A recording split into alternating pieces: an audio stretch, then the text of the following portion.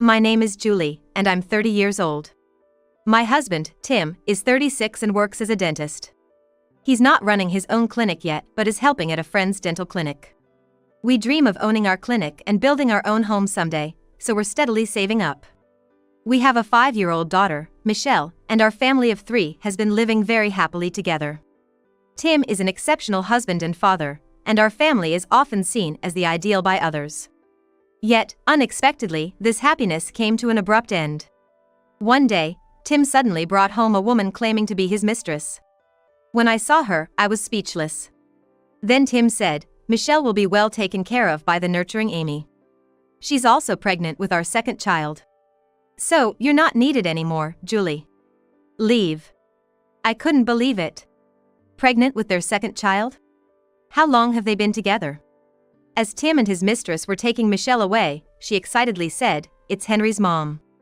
Will Henry be there when we get back? I can't wait." Suddenly, everything changed. Tim and Amy, Henry's mom, turned pale and started panicking. Amy is a friend of Michelle from the same kindergarten and a mom friend of mine. But that wasn't all. "Are we going to that big house? We can play hide and seek there," I suddenly realized. Tim had been secretly keeping house plans. Could it be that those plans weren't for a home for us, but for Amy and her family? How did it come to this? I needed to sort out my thoughts and reflect on everything that had happened. I know this isn't exactly appropriate, as my friend advised against it. That day was the first time Tim and I had dinner alone together. We both worked at the same dental clinic. Me as a dental hygienist and Tim as a dentist. The friend Tim mentioned was from his college days. And he worked at the clinic owned by that friend. Others might get concerned, and it could make work difficult. But I can't lie about my feelings. "Julie, would you consider dating me?" We had understood each other's feelings before even saying it. Through our actions and attitudes. Other staff members had already been suspicious of us. "Yes, I'd be delighted." And so, Tim and I officially started dating. A year later, Tim and I got married. He was kind, considerate, occasionally humorous. And also had a solid career as a dentist. I thought I was out of his league, but I was truly happy. The following year, we had a child. We named her Michelle, and she grew up well loved by both of us. Just today, a mom friend told me, "I wish I had married someone like Tim. He comes straight home from work and helps out, even though I'm a stay-at-home mom. He's so involved in parenting, there's no such ideal husband around." That's because, Julie, you work hard taking care of Michelle every day. Since she started kindergarten, she plays more by herself, but you were always there for her. You need to relax more, you know? I've told you that. I worry you might burn out. Tim always cared and showed me respect. Michelle came out of her room, rubbing her eyes. "What's wrong, Michelle?" "I need to pee." "All right, let's go with Dad." Despite being tired, Tim always took care of Michelle. Being a dentist, we could afford a more affluent lifestyle than many other families. That alone drew envy, but Tim's character was also admired, and I reveled in a sense of superiority. Our neighbors often said we were the ideal family, and, while humbling, it was also a point of pride for me. That might have been the peak of my happiness. "No, stay in bed." Tim would insist when I tried to get up. "I'll pick up Michelle from kindergarten. Need me to buy anything?" He had taken a day off because I was sick. "Could you get some eggs and milk?" "Sure. I've made some porridge, eat if you feel up to it," Tim said before leaving for kindergarten. I wish I hadn't caught that cold, maybe then I wouldn't have had to suffer like this. When Tim went to pick up Michelle from kindergarten, she was crying. The teacher said Henry had been mean to her. They usually got along well, but sometimes Henry acted out, probably to get attention. "I'm so sorry," said Amy, Henry's mom, rushing over to apologize. "No, it's just kids being kids." Henry apologized to Michelle. "You shouldn't be mean to her," she instructed, and Henry obediently apologized. Michelle stopped crying soon and happily started playing with Henry on the playground equipment. "I'm really sorry about the other day. It was your husband's turn to pick up Michelle, wasn't it? Is Michelle's mom okay?" "Yeah, she just caught a cold." "Oh really? What a coincidence. My mom also has a cold and a fever today. I'm a single mother, you see." Usually, I'm working and my mom picks up Henry, but she's down with a cold. That's quite something. Tim responded, and they easily fell into conversation. Hey! A few days later, in the evening at the supermarket, Amy approached me. Are you feeling better from your cold? Yes, thanks to you. Your husband was worried about you. That was the first time I heard about it. Tim never mentioned that he talked to Amy when he picked up Michelle. I've heard rumors, but you really do have a wonderful husband. And a dentist too, how lucky. He's more than I deserve. I replied bashfully. I hope I'm not being too forward, but could Henry and I come over to play at Michelle's house sometime? Henry and Michelle get along so well, and I think they'd really enjoy it. Honestly, I wasn't keen on the idea. I preferred not to have people over at my house. Maybe sometime. I made my exit quickly to avoid prolonging the conversation. Please, feel free to come over anytime, Tim said as he brought Amy and Henry over on Sunday. I ran into them near our house and invited them over. Michelle was thrilled to see Henry. A doctor's house is really something, isn't it? So big and spacious. Wow, even the balcony is huge. Henry would play here all night if he could. This place is a rental. Eventually, we want to buy a house and start our own dental practice, Tim shared, talking more than necessary. I tried to hide my annoyance and made coffee for Amy. It was almost lunchtime. I wondered what we'd do for lunch. I'm hungry, the kids said honestly, though their timing was a bit frustrating. How about we get some pizza? Can Henry eat that? Yes, and he loves pizza. That's good. Tim and Amy chatted, looking too comfortable with each other. As if they had known each other for a long time. Hey, I can eat anything. I'm not picky. That's great. Michelle doesn't like vegetables at all. You should tell her not to be picky. What should I say?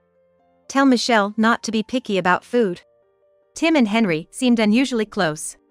That day, Amy and Henry stayed at our house until the evening. Then, Tim drove them home. I felt uneasy. Mom always makes delicious meals. Much better than eating out, Tim would say, expressing his gratitude and love. It's because you earn well that I can use good ingredients. It's not my cooking skills, but the ingredients themselves that are delicious. Come on, you prepare 7 dishes every night, like a fancy restaurant. I feel bad that we eat it all up so quickly. I just love cooking. I even sneak vegetables into Michelle's food by chopping them small or blending them. The other day, she caught on, saying she could taste the bell pepper. It's getting harder to trick her. And I can spend time cooking because I'm a stay-at-home mom. Working moms don't have that luxury. I feel blessed. Do you ever want to work? Tim asked a rare question from him. Had he forgotten his proposal, where he said, "Your job is just to smile in front of me. I don't want anything else. You don't have to work or do housework, just smile and be with me." It's tough working while raising kids, especially for single mothers. Maybe I should volunteer. Help single-parent families, like fixing electrical wiring, changing light bulbs, little things they might hesitate to ask for help with. Something like a handyman, but as a volunteer, not for money. Maybe even start a community for single parents. Tim was unusually talkative that day. And this was a new topic for him. What had spurred this change? Could it be Amy? But I couldn't be certain. After all, Tim's routine hadn't changed. He left for work and returned home at the same time every day. He didn't go out on his days off and always spent time with the family. Despite this, he suddenly brought Amy home, claiming she was his mistress, and said those things. It's cowardly to just run away after saying something like that. When did you start this affair and decide you wanted to divorce me? Explain it to me, I have the right to know. It was a bolt from the blue. I had truly believed my husband would never do such a thing, and I wanted to know what I had done wrong. Why did he choose Amy over me? I'm sorry. Amy started fake crying. It's my fault. I relied on Tim too much. I took advantage of his kindness. He just couldn't abandon me. Your fake tears won't work on me. How did you seduce Tim and get him to fall for you? Was your goal to turn me into a single mother like yourself? I'm prepared for any blame. I just fell in love with him. I couldn't control my feelings. I think no one could have stopped what happened between us back then. What's with this tragic heroine act? I'm the one who should be crying. What's Tim's real intention? Amy's had a much harder life than you think, Julie. She's raising Henry and taking care of her father. 90% of her 24 hours are consumed by childcare and caregiving. Yet, she never complains and keeps going. I was moved by her strength. You, sitting at home doing nothing, wouldn't understand. What? Suddenly attacking stay-at-home moms? Your thoughts and actions now are completely different from what you've been saying and doing. Tim believed Amy's tales of misfortune. He thought he was the only one who could protect her. His sudden change in behavior felt almost psychopathic. What's this big house Michelle mentioned? Amy's pregnant, so I thought a bigger house would be better. We decided on a 2-family house so her parents could live with us. Wait, Michelle was playing there too? Yes. You're the only one left out, haven't you realized? Amy suddenly became defiant. She didn't hesitate to break up a family to find her own happiness. Michelle and Henry were always close, like twins. Michelle is fond of me, and Henry has grown attached to Tim. He even calls him Dad now. Michelle said she hates having a mom who forces her to eat vegetables. Discipline and spoiling are different things. Henry doesn't apologize when he's rough because you let him get away with everything. Don't say rude things. His kindergarten teacher says he's growing up strong and free-spirited. Is that the only way to describe him? Julie. Stop talking badly about the kids. You've always been complaining. It was really painful to listen to. You may not have realized it, but you've completely turned into an old woman, both in looks and attitude. Amy, who had a job, always wore her suits perfectly. She was meticulous about her appearance, spending time and money on beauty treatments, which any woman would notice. Tim always said he couldn't see you as a woman anymore, you were out of the question. You gained 15 pounds after giving birth and failed numerous diets. You gave up on dieting and became careless with your body, who would want to embrace that? You lounge around all day at home, stop wearing makeup, aged quickly. He felt deceived by you. Tim is kind, so he never said anything to avoid hurting you. But it's time you faced reality. I was at a loss for words, unable to interject. No, it wasn't that. I couldn't find the words to fight back. Indeed, I had taken the easy path since marrying Tim. He was always kind, praising me, expressing gratitude. I couldn't believe he thought this way. I had no choice but to give up. Talking is useless now. Michelle, let's go with Dad. Michelle was pulled away somewhat forcefully, looking back at me several times. But I hadn't given up. There had been talk among the other moms about Amy. I hadn't thought things would turn out this way, so I left before hearing more. But now, I thought about using that information to my advantage. I thought your house would be bigger, I said, confronting Tim and Amy at their new house. My main reason was to see Michelle. I insisted, somewhat selfishly, that Tim be there too. I heard you planned to start your own dental clinic, but that's been cancelled? Yes, due to budget issues. Well, of course the budget ran out when you built the house exactly as Amy wanted. You even made it a 2-family house with an elevator for her parents, right? That was your plan all along, wasn't it? What are you talking about? You met Tim by chance at the kindergarten pickup and decided to seduce him, right? Among the moms, Tim was seen as the ideal husband, the ideal dad, and he's a doctor. You, a single mother who's struggled, thought you could snag Tim if things went well. So, you carefully planned and turned Tim's feelings toward yourself. Wait, why are you talking like some kind of detective with a brilliant deduction? Stop, you're making me laugh. Amy was trying to change the subject. But I couldn't back down. You fully utilized your weapons, right? Being a single mother, taking care of your father. You invoked sympathy and appealed to Tim, and he fell for it, didn't he? That's just Julie's wild guess. I don't think I was deceived by Amy. Besides, Amy is pregnant and not in a stable period, so don't be too provocative. I was disillusioned with Tim. Talking badly about me behind my back, to his mistress no less, is a typical tactic of adulterous men. Yet, if Tim really thought I had let myself go that much, then I was also to blame.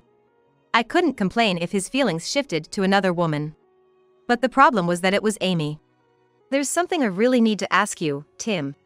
What? If you're going to agree to the divorce, I'll listen. Just listen. This is an email from a mom friend who's close to Amy. It's almost going as planned. Such an easy man. Doctors, they never play around, just study all the time. They don't know the real world, so it's easy to deceive them. Among the moms, he's praised as an involved dad, a loving husband. But that's only because he has nothing else to do, right? He doesn't go out or drink. He's just a boring man who doesn't have friends, praised for being family-oriented. He's just a guy with a low mental age, feeling superior only with kids. Well, that can't be true. Anyway, I got him to build a 2-family house, and his annual income is $600,000, so I can't complain. Gotta tolerate it. I close my eyes and bear it. He's taking the pregnancy seriously, which is silly if you think about it. Men are so simple. It's all a lie. I said that so he wouldn't end it with just an affair. I didn't want to be just a mistress. I hate Julie.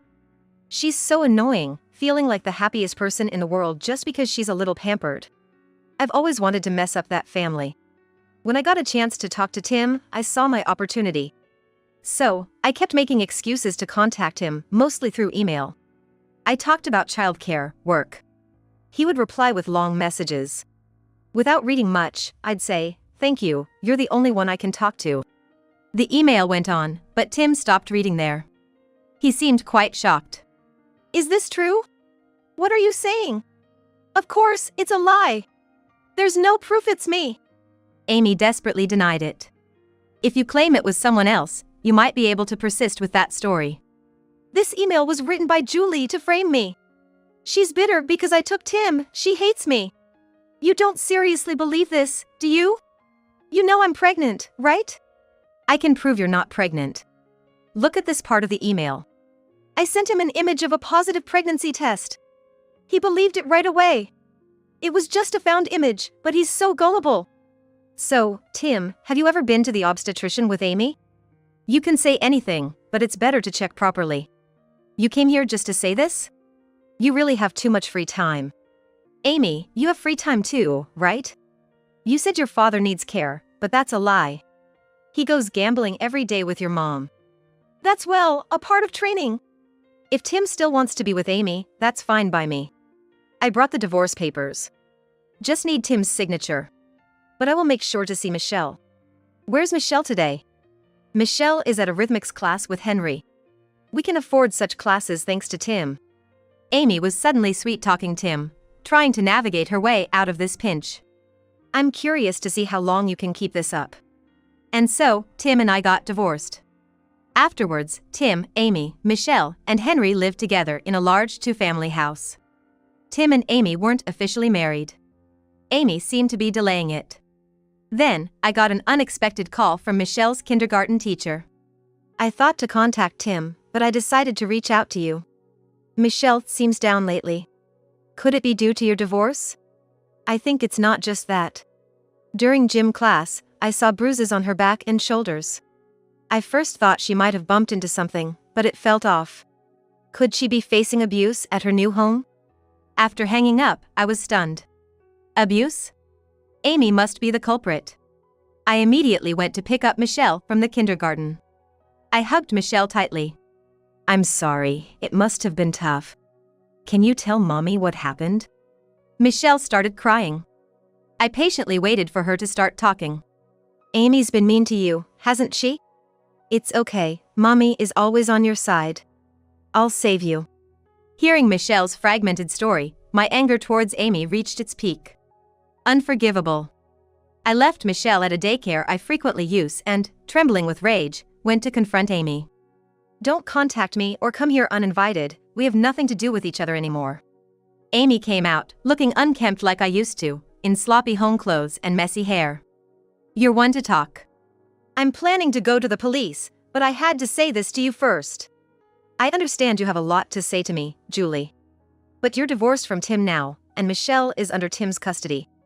Why don't you just give up? Amy, you've been abusing Michelle, right? The bruises on her back and shoulders are because you've been rough with her. You didn't feed her, didn't let her take a shower. Your actions are despicable. Just thinking about how much Michelle suffered makes my heart ache. Michelle was just in the way. What? I only wanted Tim. I didn't need Michelle, but Tim insisted on taking her, so I reluctantly agreed. I thought Henry needed a father, and I would have preferred just Tim, Henry, and me. Why the violence? Did you hate Michelle? She wouldn't listen and kept talking about you. Just for that. Attacking a weaker child, you're cowardly and cruel. I will never forgive you. Our selfish squabbles hurt and traumatized Michelle. I'll never be able to apologize enough. I decided to fight tooth and nail. Michelle, be good, okay? Please take care of her. After sending Michelle to daycare, I headed to work.